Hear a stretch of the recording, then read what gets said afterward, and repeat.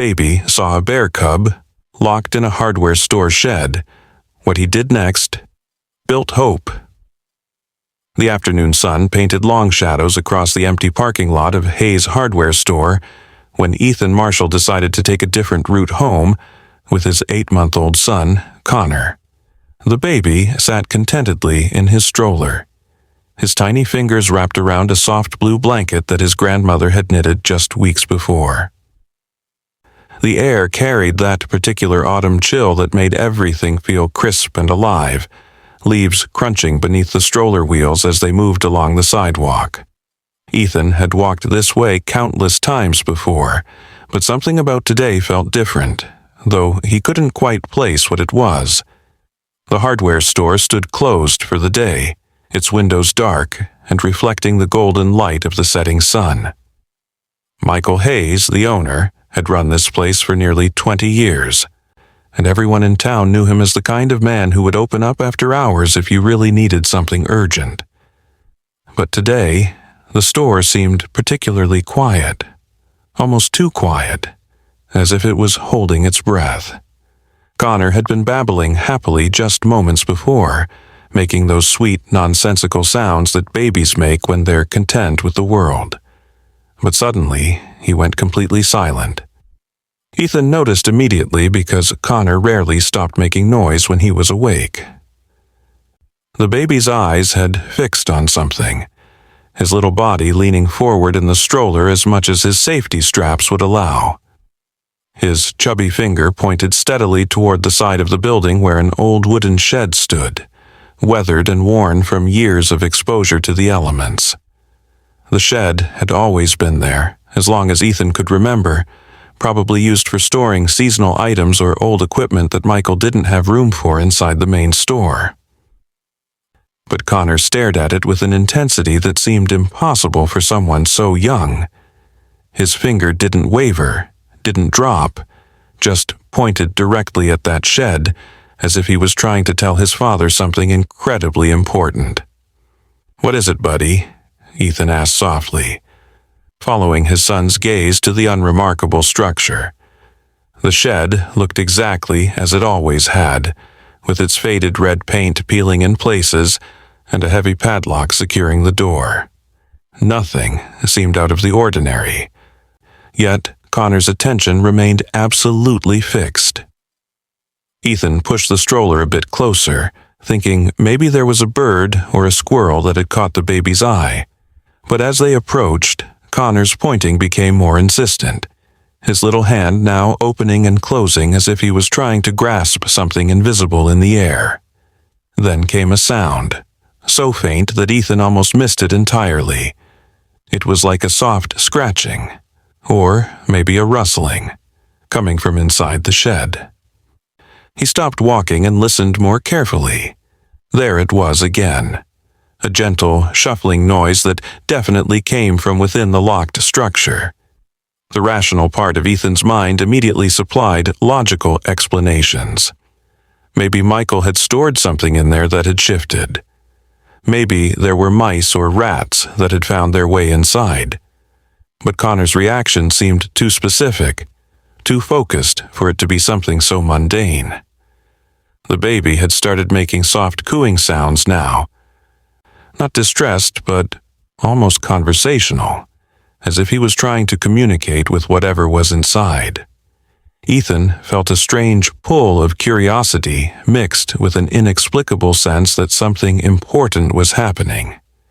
He looked around the empty parking lot, then back at the store. Michael's truck wasn't there, which meant he had probably gone home for the day. The nearest houses were a good distance away, and the street was unusually quiet for this time of evening. Connor's sounds grew slightly louder, still gentle, but more insistent. His whole body seemed to lean toward the shed, straining against the stroller straps. Ethan had never seen his son react this way to anything before. Even when they visited the zoo last month, Connor hadn't shown this level of focused attention on any of the animals. There was something different about this. Something that made the hair on the back of Ethan's neck stand up, not from fear, but from a sense of significance he couldn't quite understand. He wheeled the stroller even closer, stopping just a few feet from the shed door. The scratching sound came again, followed by what sounded almost like a whimper, so soft and muffled that Ethan wondered if he was imagining it. "Hello?" Ethan called out tentatively, feeling slightly foolish talking to a locked shed. But Connor responded with an excited babble, as if encouraging his father to continue. The baby's eyes were bright with something that looked remarkably like understanding, though Ethan knew that was impossible. 8-month-old babies didn't understand complex situations. They responded to basic stimuli like hunger, comfort, and familiar faces. Yet here was Connor, seemingly trying to communicate something vital about this ordinary-looking shed. Ethan pulled out his phone, thinking he should probably call Michael and let him know something might be wrong with his storage shed. But as he scrolled through his contacts, he hesitated. What would he say? That his baby was pointing at the shed and he heard some scratching? It sounded ridiculous, even in his own head. The sun continued its descent, casting the area in a warm orange glow that made everything look softer, more dreamlike. Connor had quieted again but maintained his steady gaze on the shed, occasionally making small sounds that seemed almost like he was trying to comfort something. Ethan found himself studying the shed more carefully. The padlock was substantial, clearly meant to keep people out, but the wood around the doorframe showed signs of recent disturbance. There were scratch marks that looked fresh, not the weathered marks you'd expect from years of use. Some of the paint had been scraped away near the bottom of the door, revealing bare wood underneath. The more Ethan looked, the more details he noticed that seemed out of place. A car drove by on the main road, its headlights briefly illuminating the parking lot before disappearing into the distance. The interruption seemed to break whatever spell had fallen over the moment, and Ethan shook his head, suddenly aware of how long they'd been standing there. He should get Connor home. It was getting close to dinner time, and his wife, Jessica, would be wondering where they were. But as he started to turn the stroller away, Connor let out a sound that was almost a cry of protest. Not a full cry, but a clear expression of distress at the idea of leaving. The baby's hand reached out toward the shed, fingers grasping at air, and his eyes. Ethan could swear there were tears forming in his son's eyes. Okay, Ethan said softly, turning back toward the shed. We'll stay a few more minutes. Connor immediately settled, that look of focused attention returning to his small face. Ethan pulled out his phone again, this time determined to call Michael. The phone rang, once, twice, 3 times before going to voicemail. He tried again with the same result. Michael always answered his phone, especially if it was someone from town calling. The fact that he wasn't picking up added another layer of strangeness to an already peculiar situation. Ethan left a brief message asking Michael to call him back when he got a chance, mentioning he was at the store and had a question about the shed. As he put his phone away, the scratching sound came again. This time accompanied by what was definitely a small, distressed vocalization.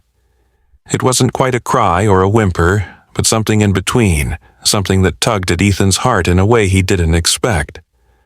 Connor responded immediately, making soft, soothing sounds that Ethan had only heard him make when he was trying to comfort himself during a bad dream. The baby's empathy was remarkable, responding to distress he couldn't possibly understand with an instinct to provide comfort. Ethan felt torn between his rational mind telling him to leave and report this properly, and an emotional pull to investigate further, to help whatever was making those sounds. The shadows were growing longer now, and the temperature had dropped several degrees. Ethan pulled Connor's blanket up higher around him, but the baby seemed oblivious to the cold, his attention never wavering from the shed. Then, unexpectedly, they heard footsteps approaching from around the corner of the building. Ethan tensed, then relaxed as he recognized Michael Hayes walking toward them, keys jingling in his hand. The hardware store owner looked tired, his usual cheerful demeanor replaced with something more subdued. When he saw Ethan and Connor, his expression shifted through several emotions quickly: surprise, concern, and something that looked almost like relief. "Ethan," Michael said, his voice carrying a weight that seemed unusual for a simple greeting. "I didn't expect to see anyone here this evening." His eyes moved to Connor, who was still pointing at the shed, then back to Ethan. There was a long moment of silence where the two men just looked at each other, some kind of unspoken understanding passing between them. Michael's shoulders seemed to slump slightly, as if he was carrying a burden he was tired of bearing alone. "Your boy seems pretty interested in my old shed," he said finally, attempting a casual tone that didn't quite succeed. "He's been pointing at it for the last 15 minutes, Ethan replied, watching Michael's face carefully. "And we've been hearing sounds." Michael's expression didn't change, but Ethan saw his hand tighten slightly around his keys. The store owner walked slowly toward the shed, each step seeming deliberate and heavy. Connor tracked his movement, those bright baby eyes following every step. When Michael reached the shed door, he stood there for a moment, his hand on the padlock but not moving to open it. The scratching sound came again, louder this time, and Michael's head dropped forward slightly. "I found something 3 days ago," Michael said quietly, his voice barely above a whisper. "Something that needed help, needed shelter. I didn't know what else to do." He turned to look at Ethan, and there was genuine distress in his eyes. "I've been trying to figure out the right thing to do, but every option seemed wrong somehow." Connor made another of his soft, encouraging sounds, and Michael's face softened as he looked at the baby. "Your son knows, doesn't he? Somehow, he knows something's in here that needs help." The admission hung in the air between them, heavy with implication. Ethan moved the stroller closer, his curiosity now fully engaged. "What is it, Michael? What's in there?" The older man hesitated, his fingers working at the padlock without actually opening it. The internal struggle was clear on his face, the desire to share his burden warring with fear of judgment or worse. Finally, with a deep sigh, he began working the combination on the lock. "You have to promise me something first," Michael said, his hands pausing on the lock. "Promise me you'll listen to the whole story before you react, before you call anyone or make any decisions." Ethan nodded slowly, though he felt a flutter of apprehension. What could possibly be in that shed that would require such secrecy? Connor seemed to sense the importance of the moment, his babbling quieting to occasional soft sounds. The padlock clicked open, and Michael slowly pulled it free from the latch. He looked back at Ethan one more time, as if giving him a final chance to walk away, then slowly pulled the door open. The hinges creaked loudly in the quiet evening air, and at first, all Ethan could see was darkness inside the shed. Then, as his eyes adjusted, he saw movement in the corner, something small huddled against the back wall. Michael stepped aside, allowing more of the fading daylight to enter the shed. That's when Ethan saw it clearly. A small bear cub, probably no more than a few months old, curled up on a pile of old blankets. The cub looked up at them with eyes that seemed far too human in their expression of fear and loneliness. Its fur was matted in places, and even from where he stood, Ethan could see it was thinner than it should be. The cub made another small sound, the same scratching whimper they'd been hearing, and Connor responded immediately with excited but gentle babbling, his little arms reaching out as if he wanted to comfort the frightened animal. "I found him by the side of Route 47, Michael explained, his voice heavy with emotion. His mother had been hit by a truck. She was already gone when I got there, and he was just sitting beside her, crying and nudging her with his nose, trying to wake her up. Michael's voice cracked slightly on the last words. I couldn't just leave him there. I know I should have called Wildlife Services immediately, but they would have. Well, you know what happens to orphaned cubs sometimes. They don't always make it in the rehabilitation centers, especially ones this young. The cub shifted slightly, revealing that one of its paws was wrapped in what looked like a makeshift bandage. He had a cut on his paw, Michael continued. Nothing serious, but it needed cleaning and wrapping. I've been bringing him food and water, trying to keep him safe while I figured out what to do. I've called 3 different wildlife sanctuaries, but they're all full or too far away to transport him safely. The desperation in Michael's voice was clear now. He'd been carrying this secret, this responsibility, and it was wearing on him. I know it's illegal to keep a wild animal. I know I could get in serious trouble, but I couldn't just let him die. Connor was making more insistent sounds now, clearly wanting to get closer to the cub. The baby's empathy was remarkable, showing no fear of the wild animal, only a desire to provide comfort. The cub seemed to respond to Connor's sounds, its head tilting slightly as if trying to understand these strange vocalizations. There was something profound happening in that moment, a connection between 2 young beings that transcended species, that spoke to something fundamental about compassion and recognition of another's distress. Ethan found himself deeply moved by the scene, his earlier concerns about calling authorities fading in the face of this unexpected situation. How long were you planning to keep him here? Ethan asked gently, not accusingly, but with genuine concern. Michael shrugged, looking older and more tired than Ethan had ever seen him. I don't know. I've been making calls every day, trying to find a place that can take him.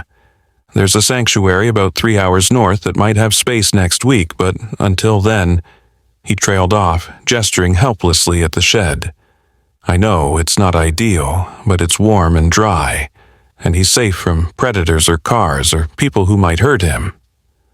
The cub had uncurled slightly, revealing more of its small body. Despite its obvious fear and distress, there was something resilient about it. A spark of life that refused to be dimmed by circumstances. Connor continued his soft vocalizations, and amazingly the cub seemed to be relaxing slightly, its breathing becoming less rapid. Ethan watched this interaction with growing amazement.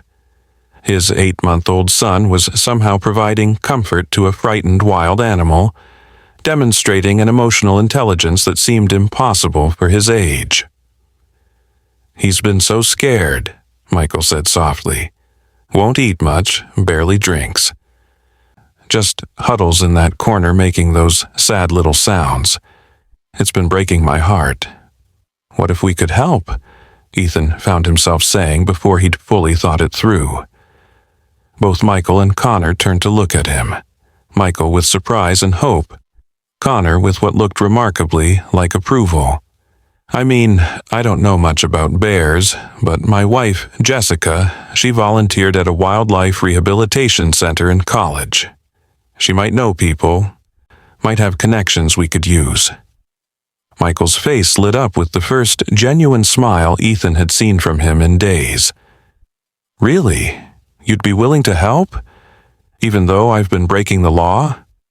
Ethan looked at the cub, then at his son, who was still reaching toward the frightened animal with such pure intention to comfort, and finally back at Michael. You saved a life, he said simply. You did what you thought was right in an impossible situation. How could I judge you for that? The relief on Michael's face was palpable, his whole body seeming to relax as if a great weight had been lifted. I've been so scared someone would find out and report me before I could find him a proper home. I've been coming here every few hours, day and night, making sure he's okay, trying to get him to eat. The dedication Michael had shown was remarkable, and Ethan felt a new respect for the man. This wasn't just about avoiding trouble with the law. Michael genuinely cared about this orphaned cub's welfare. "Let me call Jessica," Ethan said, pulling out his phone. "She'll know what to do." As he dialed, Connor continued his gentle sounds, and incredibly, the cub took a tentative step forward, then another. It was still clearly frightened, but something about Connor's presence seemed to calm it. Michael watched with amazement as the cub moved closer to the shed entrance, drawn by the baby's soothing sounds. Jessica answered on the second ring, and Ethan quickly explained the situation. There was a long pause on the other end, then Jessica's voice, calm and practical as always. "I know someone at the Mountain View Wildlife Sanctuary. They specialize in orphaned cubs. Let me make a call. Keep the cub calm and don't try to touch it. I'll call you back in 10 minutes. The confidence in her voice was reassuring, and Ethan relayed the information to Michael, who looked like he might cry from relief. While they waited, they watched the remarkable interaction between Connor and the cub continue. The baby had stopped reaching now, seeming to understand that staying still was better. He just kept making those soft, comforting sounds, and the cub had actually laid down near the entrance of the shed, its eyes moving between Connor and the adults. "Your boy has a gift," Michael said quietly. "I've never seen anything like this." It's like he knew exactly what was in here and exactly what it needed. Ethan nodded, still trying to process what he was witnessing. There was something extraordinary about this moment, something that went beyond simple coincidence or childish curiosity. Connor had somehow sensed a creature in distress and had insisted on staying until help could be provided. It was a level of empathy and awareness that seemed impossible for such a young child. Yet here was the evidence right in front of them. The phone rang, and Jessica's voice was excited. "They have space. They can take the cub tonight if we can transport it safely. They're sending someone with a proper carrier, and they'll be there in about 2 hours. Ethan, this is amazing. That poor cub has a real chance now." Ethan relayed the news to Michael, who actually did tear up this time, the stress and worry of the past 3 days finally releasing. "Thank God," he whispered. "Thank you both so much. I didn't know what I was going to do." As they waited for the sanctuary team to arrive, Michael told them more about the past 3 days. How he'd researched what to feed a bear cub, driving to 3 different stores to find the right formula. How he'd stayed up watching YouTube videos about bear cub care, trying to learn enough to keep the little one alive. How he'd barely slept, worried that every car that passed might be someone who would discover his secret and take the cub away before he could find it a proper home. The dedication and compassion he'd shown was remarkable, and Ethan found himself deeply moved by the older man's actions. Connor had fallen into a peaceful doze in his stroller, but even in sleep he seemed to be turned toward the shed, as if maintaining his vigil over the cub. The cub itself had relaxed considerably, no longer huddled in the corner but lying more naturally, occasionally lifting its head to look at them. The fear was still there, but it had been tempered by something else. Perhaps a recognition that these humans meant no harm, that they were trying to help. The scratch on its paw was clearly visible now, and Ethan could see that Michael had done a good job cleaning and wrapping it. The wound looked like it was healing well, no signs of infection or serious damage. "You know," Michael said after a long silence, "I've lived in this town for 40 years. I've seen a lot of things, helped a lot of people with their hardware needs, their home repairs. But this might be the most important thing I've ever done."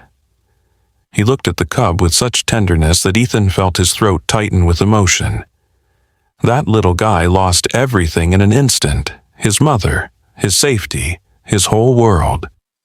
The least I could do was give him a chance at a new life. The parallel to human experience wasn't lost on Ethan. How many times did people lose everything and need someone to simply give them shelter, food, and hope for a better tomorrow? Michael's actions, while technically illegal, came from a place of such pure compassion that it transcended human law and spoke to a higher moral calling. He had seen a creature in desperate need and had responded with his heart rather than his head, and in doing so, had quite possibly saved a life. As the sun finally set completely, leaving them in the soft glow of the parking lot's single streetlight, they heard vehicles approaching. 2 vans pulled into the lot, and several people in wildlife sanctuary uniforms got out, moving with the efficient confidence of people who knew exactly what they were doing. The lead person, a woman named Dr. Sarah Chen, immediately put everyone at ease with her calm demeanor and clear expertise. She examined the cub from a distance first, noting its general condition and behavior, then prepared a special carrier with soft blankets and familiar forest scents to make the transport less stressful. "You did an amazing job keeping him safe and cared for," Dr. Chen told Michael, who looked both relieved and sad to be saying goodbye to his secret charge. "The wound treatment was exactly right, and he's in better condition than most orphaned cubs we see. You gave him a fighting chance." Michael nodded, unable to speak, his emotions clearly overwhelming him. As the team prepared to carefully transfer the cub to the carrier, Connor woke up, immediately alert and watching the proceedings with those same intense, knowing eyes. The cub was understandably frightened by the new people and activity, but the sanctuary team was incredibly gentle and professional. They used special equipment to guide the cub into the carrier without having to touch it directly, minimizing stress and maintaining safety for everyone involved. Throughout the process, Connor made his soft sounds, and remarkably the cub seemed to respond, staying calmer than Dr. Chen said she would have expected. "Your baby has quite a connection with wildlife," she observed. "That's a special gift." Once the cub was safely in the carrier, Dr. Chen took a moment to explain what would happen next. The cub would be taken to the sanctuary where it would receive a full medical examination, proper nutrition, and begin the process of rehabilitation. The goal was to keep human contact to an absolute minimum while ensuring the cub learned the skills it would need to survive in the wild. In about a year, if all goes well, we'll be able to release him back into a protected forest area, where he can live the life he was meant to live, she explained. Thanks to all of you, he has that chance. Michael asked if he could visit the cub at the sanctuary, and Dr. Chen smiled kindly. We don't usually allow visitors to see the animals in rehabilitation. We need to keep them wild, but we can send you updates, photos from our monitoring cameras, and you'll be invited to the release when it happens. You saved this cub's life, Mr. Hayes. You should be proud of that. Michael nodded, wiping at his eyes, clearly touched by the acknowledgement of his efforts. As the sanctuary team prepared to leave, the cub made one last sound from inside the carrier. Not the frightened whimper from before, but something that almost sounded like a call, directed toward where Connor sat in his stroller. Connor responded with a happy babble and a wave of his tiny hand, as if saying goodbye to a friend. It was a moment of pure magic, a connection between 2 young souls that defied explanation but felt absolutely real and meaningful. Everyone present felt it, that sense of witnessing something extraordinary and rare. After the vans drove away, taking the cub to its new temporary home and eventual freedom, Michael, Ethan, and Connor stood in the quiet parking lot for a moment. The shed door still stood open, the empty space inside somehow both sad and hopeful. I should clean that out, Michael said quietly. Get rid of the smell, the blankets, make it just a regular shed again. But there was reluctance in his voice, as if closing that chapter would somehow diminish what had happened there. Or, Ethan suggested gently, you could leave it as it is for a little while. A reminder that sometimes the most important things we do are the ones that don't make logical sense, the ones that come from the heart.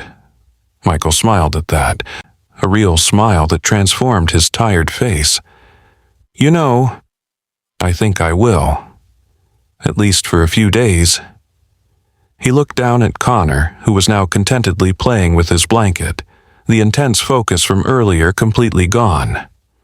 Your boy knew, didn't he? Somehow, he knew exactly what was in there, and that it needed help. Ethan nodded, still marveling at what had transpired. I don't understand it, but yes, he knew. Maybe children are more connected to the world around them than we realize. Maybe they can sense things we've learned to ignore. It was a thought that would stay with him for a long time. This idea that his infant son had demonstrated a kind of awareness and empathy that most adults struggled to achieve. Connor had seen past the locked door, past the fear and uncertainty, straight to the heart of the matter. A frightened creature that needed compassion. As they prepared to leave, Michael shook Ethan's hand firmly. Thank you, he said simply, for listening, for not judging, for helping. I've been carrying this alone, and it was hard. Ethan squeezed the older man's hand in return. You did something extraordinary, Michael. You saw a life in need and you saved it. Even at risk to yourself. That's what heroes do. Michael laughed softly, shaking his head. I'm no hero. Just a man who couldn't walk away from something that needed help. But as Ethan pushed Connor's stroller home through the now dark streets, he thought about what heroism really meant. It wasn't always about grand gestures or public recognition. Sometimes it was about a hardware store owner secretly caring for an orphaned bear cub. Sometimes it was about a baby pointing persistently at a locked shed. Sometimes it was about people coming together to do what was right, even when it was complicated or risky. These quiet acts of compassion, these moments of connection between unlikely beings, these were the threads that wove the fabric of humanity's better nature. Jessica was waiting for them at home, eager to hear the full story. As Ethan recounted the evening's events with Connor babbling along as if adding his own commentary, Jessica's eyes filled with tears. That poor cub, she said softly, and poor Michael carrying that weight alone. I'm so glad you were there that Connor somehow knew. She picked up their son, holding him close. You're a special little boy, aren't you? You knew someone needed help and you made sure they got it. Connor just smiled and reached for his mother's face, patting her cheek gently with his tiny hand. It was such a normal baby gesture. Yet, after what they'd witnessed, it seemed to carry extra meaning. This child who had shown such extraordinary empathy for a frightened bear cub was also just a regular baby who loved his parents and enjoyed simple pleasures. The duality was beautiful in its own way, a reminder that extraordinary capabilities could exist alongside ordinary life. That night, as Ethan stood in Connor's nursery, watching his son sleep peacefully in his crib, he thought about the events of the evening. The world often seemed so complicated, so full of problems too big to solve. But tonight had shown him that sometimes the answer was simple. See a need, respond with compassion, work together to find solutions. Michael had demonstrated this with his rescue of the cub. Connor had demonstrated it with his insistence on staying until help arrived. The sanctuary team had demonstrated it with their dedication to giving orphaned wildlife a second chance. The moonlight streamed through the nursery window, casting gentle shadows across Connor's sleeping face. He looked so peaceful, so unaware of the profound impact he'd had that day. Or perhaps, Ethan thought, he was perfectly aware in his own baby way. Perhaps children came into the world with an innate understanding of connection and compassion that adults slowly learned to suppress or ignore. Perhaps Connor's reaction to the cub was the most natural thing in the world, and it was the adult inability to sense such things that was actually unusual. Over the following days, the story of the bear cub spread through their small town, though Michael was careful to emphasize that the real heroes were the sanctuary team who would rehabilitate and eventually release the cub. But people knew the truth, that Michael Hayes had risked legal trouble to save an orphaned animal. That baby, Connor Marshall, had somehow known the cub was there and needed help, and that sometimes miracles came in the form of ordinary people doing extraordinary things. The hardware store saw an uptick in customers, people finding excuses to stop by and chat with Michael, to shake his hand and tell him he'd done the right thing. But the most meaningful response came a week later when Dr. Chen sent the first update from the sanctuary. The cub was doing well, eating properly, and beginning to explore its temporary habitat. She included a photo from one of the monitoring cameras, the cub playing with a ball, looking healthier and more bear-like already. Michael had the photo printed and framed, hanging it behind the counter in his store. Customers would ask about it, and he'd tell them the story, always emphasizing how a baby's intuition had led to the cub's rescue. For Ethan and Jessica, the experience had changed something fundamental in how they saw their son.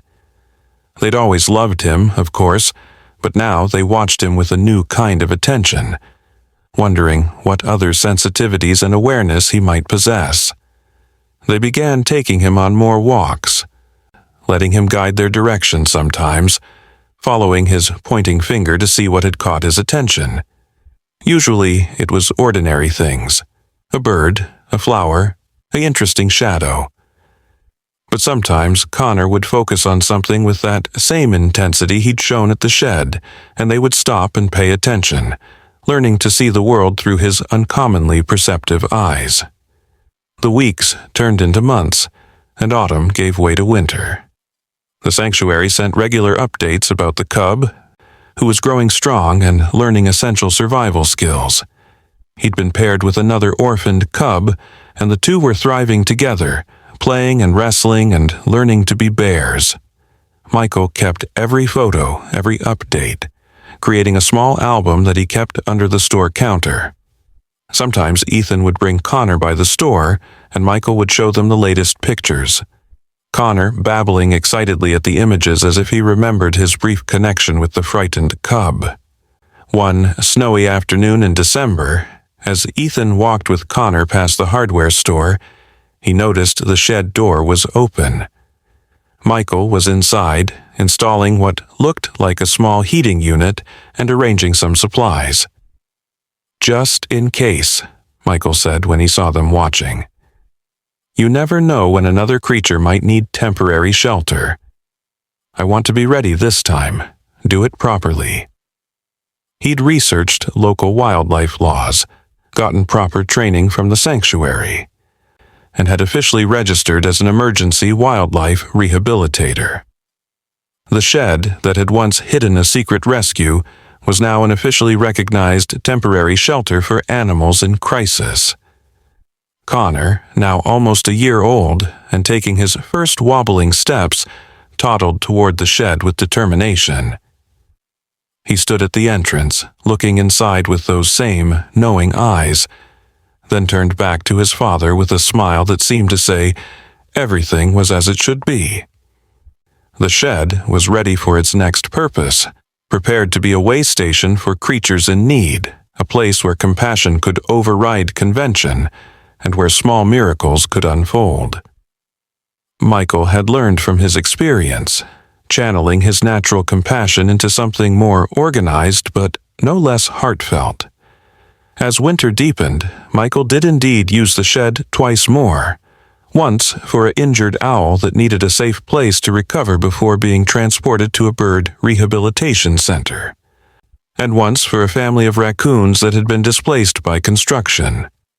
Each time, he called the proper authorities immediately, But having that safe, warm space available meant the animals had a better chance of survival.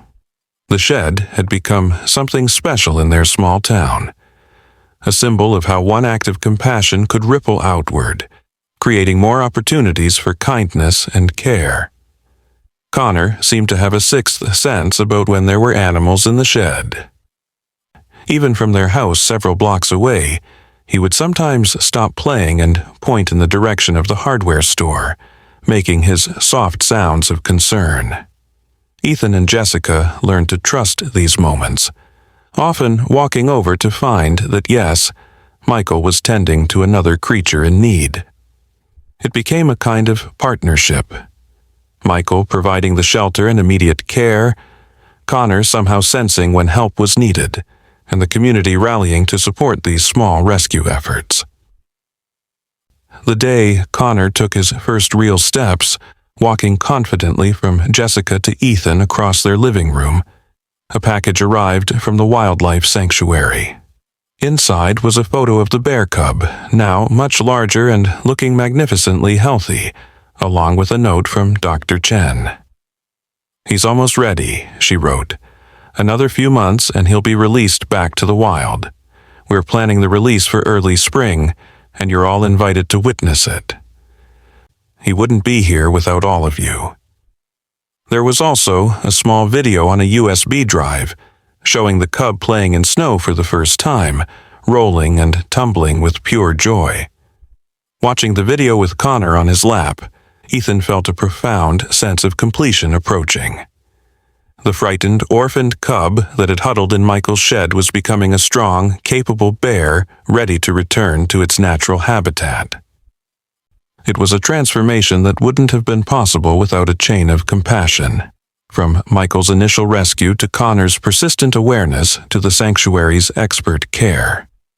Each link in that chain had been essential, each person playing their vital role in returning a wild creature to where it belonged. Spring arrived with unusual warmth that year, and on a perfect April morning, they all gathered at a designated release site deep in the forest. Michael was there, looking nervous and excited. Ethan and Jessica came with Connor, who was now walking everywhere and chattering in his emerging vocabulary. Dr. Chen and her team had prepared everything carefully, choosing a location with abundant food sources, water, and suitable habitat for a young bear. The release carrier was positioned at the edge of a clearing, facing toward the deep woods. "He's been ready for weeks," Dr. Chen explained to the small gathered group. "Strong, healthy, and showing all the right wild behaviors. He's going to do great out here." She looked at Michael particularly. "You gave him this chance. Never forget that." Michael nodded, his eyes fixed on the carrier where they could see movement inside. The bear was no longer a tiny cub, but not yet fully grown, in that perfect stage where he was capable of independence but still young enough to adapt easily to his new territory. When the carrier door was opened, there was a long moment of stillness. Then the bear emerged, cautious but curious, his dark fur gleaming in the morning sun. He stood at the entrance of the carrier, testing the air, taking in the scents and sounds of the forest. Connor, held in Ethan's arms, made one of his soft sounds, the same gentle, encouraging sound he'd made all those months ago at the shed. The bear's head turned toward them, and for just a moment there seemed to be recognition in those wild eyes. Not recognition of specific humans, perhaps, but an acknowledgement of something: safety, kindness, the bridge that had carried him from tragedy to this moment of freedom. Then, with a sudden burst of energy, the bear bounded into the forest. He stopped once, about 30 yards away, and looked back. The sunlight filtering through the trees caught his fur, making him glow like something out of a fairy tale. Connor waved his small hand and called out, "Bye-bye, bear," in his clear toddler voice. The bear huffed once, a sound that might have been acknowledgement or might have been simple bear behavior, and then disappeared into the shadows of the trees, returning to the wildlife he was always meant to live. The group stood in silence for several minutes, everyone processing the profound moment they'd just witnessed. Michael was crying openly now, not bothering to wipe away the tears. "He made it," he whispered. "He actually made it." Dr. Chen put a hand on his shoulder. "Because of you. Because you couldn't walk away from something that needed help. That bear is going to live a full, wild life because one human decided to care." As they walked back to their cars, Connor toddling between Ethan and Jessica, holding both their hands, Ethan reflected on how much had changed since that October evening. A simple walk past a hardware store had become a lesson in compassion, intuition, and the unexpected connections that bind all living things. Connor had shown them that awareness and empathy could exist in the smallest among us, that sometimes the most important messages came not through words, but through persistent pointing and gentle sounds. Michael had shown them that heroism often looked like ordinary people making difficult choices to help others, regardless of species. The drive home was quiet, everyone lost in their own thoughts. Connor fell asleep in his car seat, his face peaceful and content. As they pulled into their driveway, Jessica reached over and took Ethan's hand. "Our son knew," she said softly. "Somehow, our baby knew there was a life that needed saving, and he made sure it happened." Ethan squeezed her hand, thinking about all the small miracles that had aligned to save one orphaned bear cub, an elderly hardware store owner's compassion, a baby's inexplicable awareness, a community's support, and a sanctuary's expertise. That evening, as they settled into their normal routine, dinner, bath time, story time, everything felt both ordinary and extraordinary. Connor played with his toys, babbling happily, occasionally looking up at his parents with those bright, knowing eyes. He was just a toddler, learning to navigate his world, developing language and motor skills like any other child his age. But Ethan and Jessica now knew that he also possessed something special, a sensitivity to the needs of others that transcended typical understanding, a connection to the world around him that most people lost or never developed. As Ethan tucked Connor into his crib that night, he whispered, "You did something amazing, buddy. You helped save a life. I don't know how you knew, but you knew, and you made sure we paid attention." Connor smiled sleepily and reached up to pat his father's face, a gesture of comfort and connection that had become his signature move. In that simple touch was all the love and trust and mysterious wisdom that this remarkable child possessed. Ethan stood watching his son drift off to sleep, thinking about the bear now exploring its new forest home, free and wild as nature intended. The story of the bear cub became part of their family folklore, told and retold as Connor grew older. By the time he was 5, Connor would ask to hear about his bear, and Ethan would tell him how, as a baby, he had somehow known there was a frightened cub in Mr. Hayes's shed, how his persistence had led to a rescue that gave that cub a second chance at life. Connor would listen with wide eyes, not quite remembering but somehow knowing the story was true, was part of who he was. "Did the bear remember me?" he would ask. And Ethan would always answer, "I think he did, in his own way." You gave him hope when he needed it most. Michael Hayes continued to run his hardware store and his unofficial wildlife way station for many years. The shed became known throughout the county as a place where injured or orphaned animals could find temporary safety. He worked closely with various wildlife organizations, becoming something of a local expert on emergency animal care. But he always credited that first bear cub, and Connor's mysterious awareness of it, as the beginning of his journey.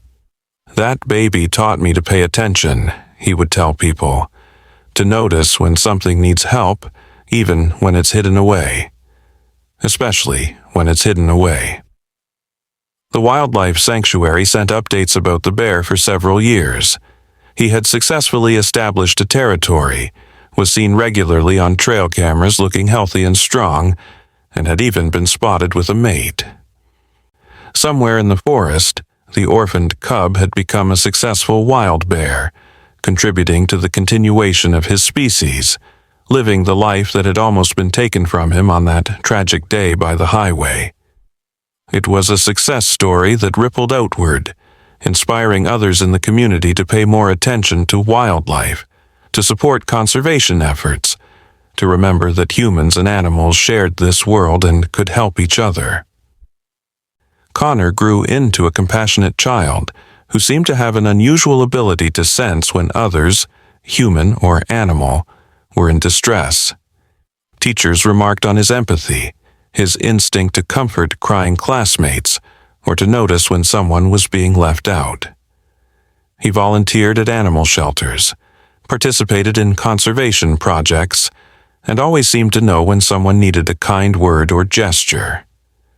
Jessica and Ethan sometimes wondered if that early experience with the bear cub had shaped him, or if he had always possessed this gift and the cub had simply been the first demonstration of it. Years later, when Connor was 10, they received one final update from the sanctuary. The bear had been photographed with cubs of his own, teaching them to forage, protecting them from danger, being the parent he had lost so tragically. The cycle of life had continued, made possible by the compassion of strangers who had refused to let tragedy be the end of the story. Dr. Shipto Chen included a note. "Your bear is now a father, passing on his strength and resilience to a new generation.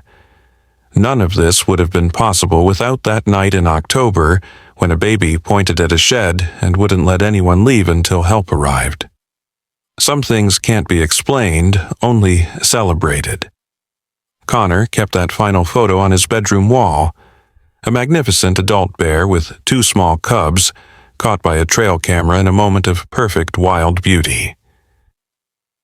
Sometimes Ethan would find him looking at it, not with sadness but with a kind of quiet satisfaction. "We did good, didn't we, Dad?" Connor would say. "We helped him get home." And Ethan would agree, yes, they had done good. They had all done good. Michael with his compassionate heart, Connor with his mysterious awareness, the sanctuary with their expertise, and everyone who had played a part in transforming tragedy into triumph. The hardware store shed still stands, still serves as an emergency way station for wildlife in need. Michael, now in his 70s, still tends to it with the same care he showed that first frightened bear cub. Sometimes Connor, now a teenager with plans to study wildlife biology, helps out when there's an animal in residence. He moves with the same gentle confidence he showed as a baby, that intuitive understanding of what frightened creatures need. The shed has become more than just a structure. It's a testament to the power of compassion, the importance of paying attention, and the mysterious connections that bind all living things. On quiet evenings when the sun sets just right, casting long shadows across the hardware store parking lot, you can almost feel the presence of all the lives that have passed through that humble shed. The bear cub was the first, but not the last. Dozens of creatures have found temporary shelter there, a bridge between crisis and recovery, between despair and hope. Each one a reminder that sometimes the smallest gestures, a baby pointing at a door, an old man unable to walk away from suffering, a community choosing compassion over convenience, can change the trajectory of a life. The story could end here, with neat resolution and lessons learned. But life, like wildlife, doesn't follow neat narratives. The bear continues to roam his forest territory, raising cubs, contributing to the ecosystem, living his wild life. Connor continues to grow, his unusual sensitivity to others' needs developing and maturing.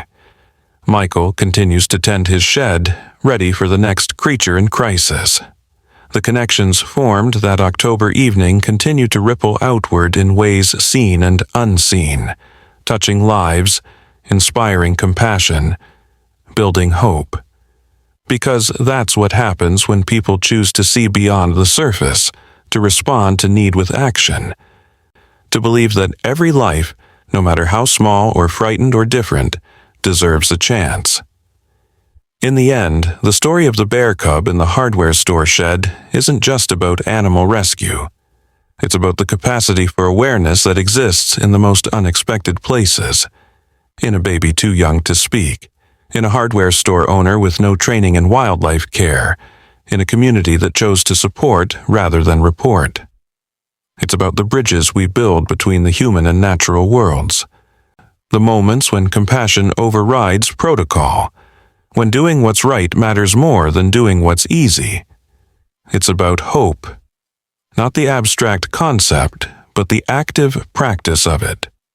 Built one small action at a time, one rescued life at a time, one moment of connection at a time, the shed still stands. The door is ready to open, and somewhere, in ways we may never fully understand, the connections continue. Between a grown bear and the humans who saved him. Between a young man and the gift of awareness he's carried since infancy. Between a community and its commitment to compassion. These connections remind us that we're all part of the same story, all sharing the same world, all capable of recognizing and responding to each other's needs. Sometimes it takes a baby's pointing finger to show us what we might otherwise miss. Sometimes it takes a bear cub's frightened cry to awaken our dormant compassion. Sometimes it takes a simple shed to become a sanctuary, a bridge, a place where hope is built one small life at a time.